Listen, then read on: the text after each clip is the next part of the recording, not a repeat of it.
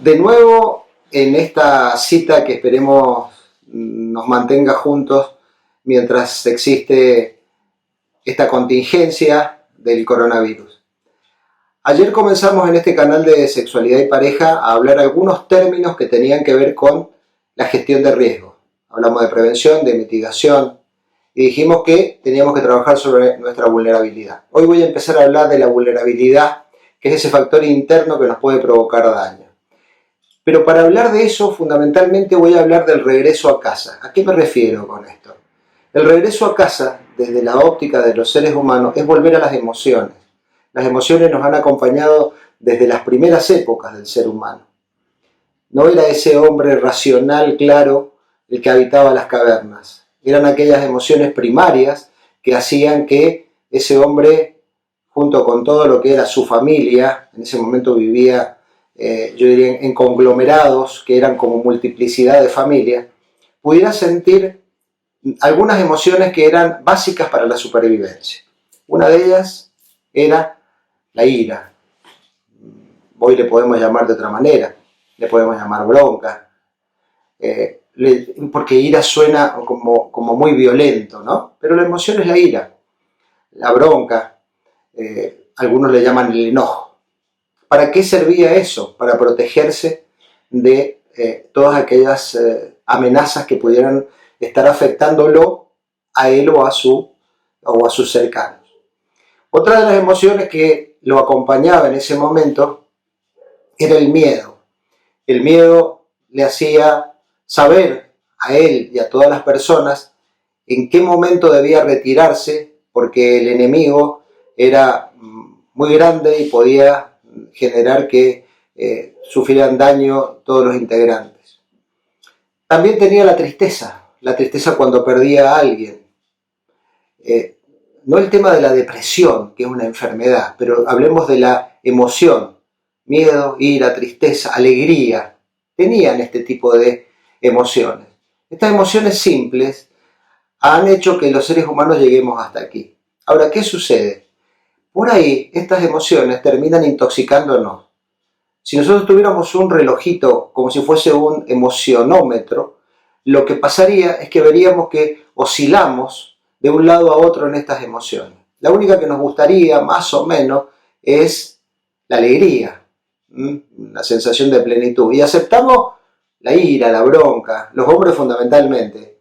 En el caso de las mujeres, en general existe como un crisol, una ensalada de emociones que es mucho más aceptada y mucho más sano que lo puedan hacer. ¿Por qué hablo de esto? Porque sobre estas emociones primarias, muy simples, muy sencillas, que cada uno de ustedes conocen ahí, la vida moderna, el hecho de lograr cosas, la razón, fue generando otras emociones. Aparece la vergüenza, nos sentimos inadecuados, aparece una emoción rara, indefinida, que es la ansiedad, que supuestamente lo que hace es hacer que mejoremos, pero que llega un momento en que nos hace volver atrás, y aparece la angustia. Algunos no hacen diferencia entre angustia y ansiedad, pero la angustia llevada al nivel de lo físico, la siento acá, en la boca del estómago, me aprieta acá. La idea mía no es hablar de todas las emociones en particular, pero ir ahí donde ustedes están diciendo qué emociones están primando en el núcleo familiar y en la pareja. Este crisol, esta ensalada de emociones, en muchos casos lo que hace es que interfiera la razón. Hoy, que tenemos que estar todos juntos en un mismo ambiente, se nos generan algunas de estas emociones. Y poder entender esto es fundamental.